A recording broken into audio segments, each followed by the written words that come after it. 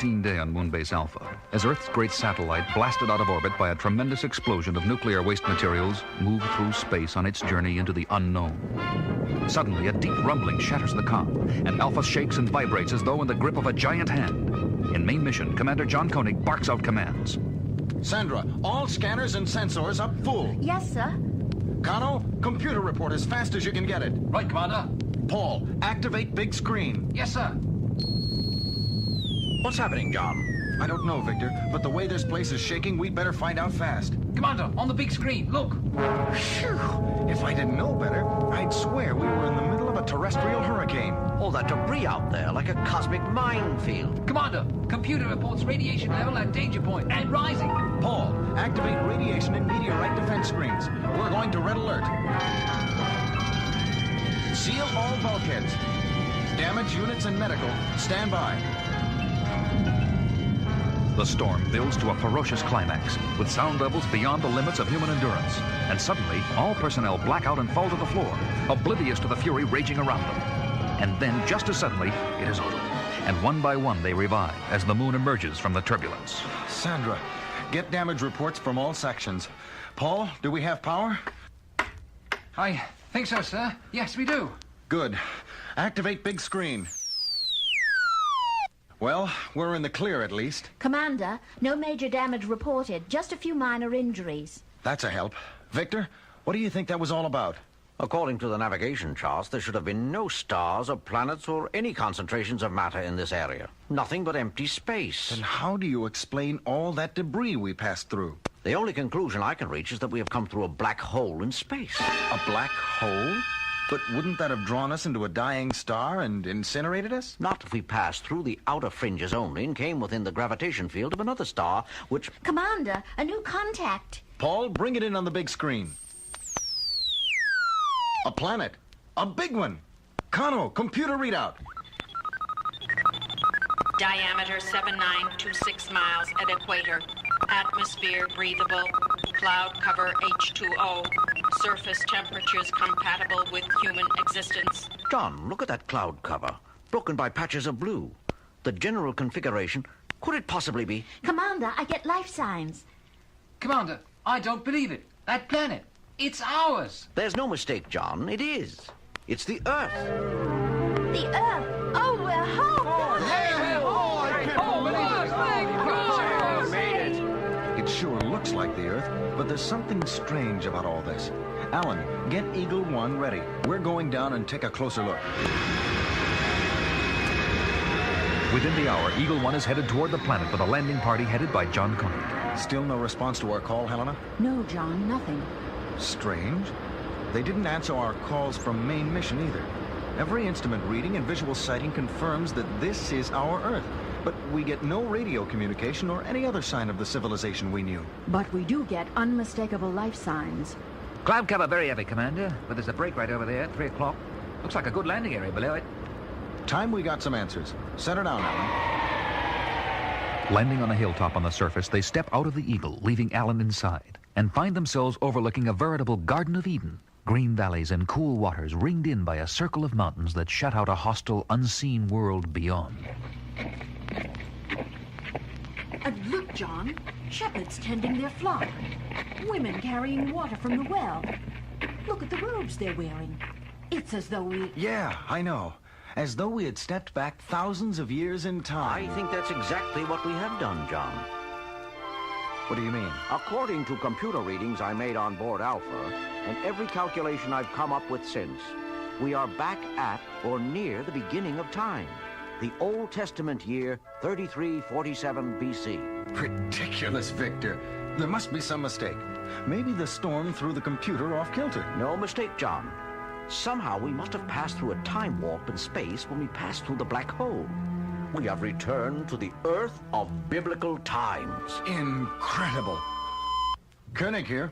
What's up, Alan? Our onboard instrumentation seems to have gone haywire, Commander. What's wrong? Computer says it's the year 3347 BC. Computer is right, Alan. You're kidding, Commander. It's no joke, Alan. Keep an eye on the instrument readings and let us know if anything else unusual shows up. We're going down into the land of Canaan. They They certainly seem to be a happy, carefree lot. I wonder if this is a celebration day of some kind, or do they always live it up like this? Victor, how's your knowledge of the language? Fortunately, I've brought along something I've been working on for years. I call it the commulator. Looks like a modified comla. Exactly. I've built in a miniature computer which is programmed not only to translate what is said to us, but translate what we say into any language instantaneously. Look, that bearded old man haranguing the crowd over there. Let's see if we can understand it. You have sinned in the eyes of the Lord. If you do not turn away from the path of evil and repent, then will he surely destroy you. It works. We can understand everything. Go tell it to the sheep and camels and the elephants, you crazy old coot. Maybe you'll get them to repent. The Lord will send down rain for 40 days and 40 nights, and every living thing will be destroyed. It hasn't rained for 6 months, and there's not a cloud to be seen in the sky.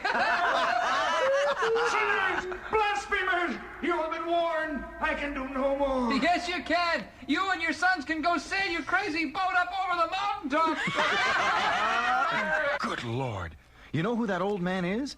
It's Noah. And the boat the young man mentioned, it must be the Ark. He was right about one thing, though. The weather seems to be perfect. But as crazy as it sounds, if that is Noah, then we know how the story ended. I wonder, is the Earth going to get a second chance? What's that rumbling? Alan, give me seismograph reading.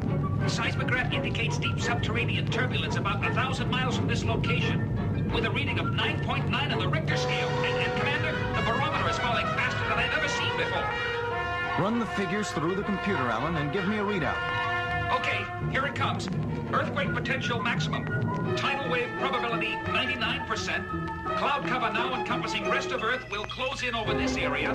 Conclusion, cataclysmic earthquake activity combined with cloudburst and tidal wave will create flood conditions engulfing whole planet. Commander, we gotta get out of here. I've got to try to warn the people first, Alan. Stand by. What are you going to do, John? Watch me. Grabbing the commulator out of Victor's hands, he runs to the platform where Noah had been standing and shouts to the people. Listen to me, everyone, listen. You are in extreme danger. There is going to be a flood. You will all be drowned unless you go up to the mountains now. Don't listen to that stranger. He's as crazy as old Noah. Just look at the crazy way he's dressed. But I can prove what I say. I have scientific evidence. Come on, John, it's no use. They won't listen to you any more than they listen to Noah. What a frustrating feeling to know the tragedy about to happen and not to be able to do a thing about it. How can you change history that has already been recorded? Yeah, I guess you're right. Let's get back to the Eagle.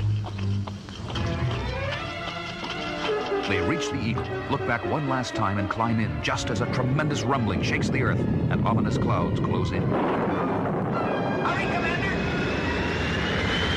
Okay, Alan, take her up.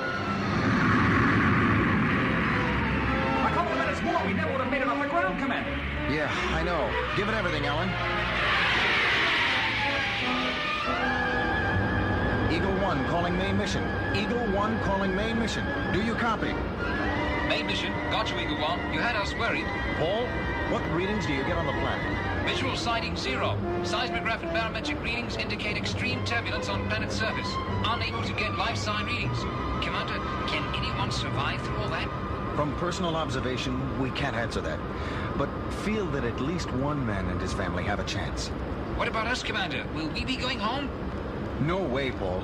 Given our moon's trajectory, the Earth will be far beyond Eagle range at the end of the 40 days and 40 nights that storm is going to last. 40 days and 40 nights? Where did you get those figures, Commander? Not even our main computer banks can predict that accurately. Just read the Bible, Paul. Read the Bible. A few days later, in main mission. It was an extraordinary experience, John. But heartbreaking to be so close, and yet so far. Commander, Yes, Sandra. computer, it's going berserk. Look, The date readings. Years clicking past like seconds. it started at 3347 BC, but look at it. It stopped. The year is 2002 AD. where we were before the whole thing began. Victor, any explanation? Well, I can just give you an educated guess. As we traveled farther and farther away from the area of the black hole, we may have returned through the time warp in space into our own era. Or were we all just the victims of a mass hallucination, brought on by the mind-twisting forces set loose in the pressures of a space storm? We may never know, but whatever it was good to have been home again, even if just for a few hours.